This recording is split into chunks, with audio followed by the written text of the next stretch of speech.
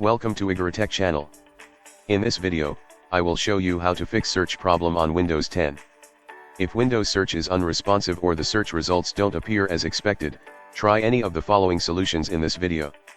Use the Windows search and indexing troubleshooter to try to fix any problems that may arise. To use the troubleshooter, follow these steps. Go to Start, then select Settings. In Windows Settings, select Update and Security. Click on Troubleshoot. Click on Additional Troubleshooter. Under Find and Fix Other Problems, select Search and Indexing. Run the troubleshooter, and select any problems that apply. Windows will try to detect and solve them.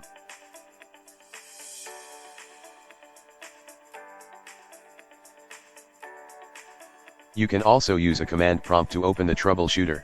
On the search box, enter CMD, then click OK. At the command prompt, run the following command. msdt.exeep Windows Help ID Search Diagnostic.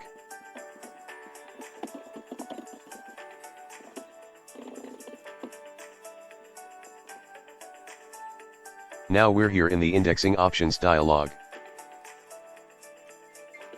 The second way is by resetting the database, called the search index. Open the control panel and then click Indexing Options.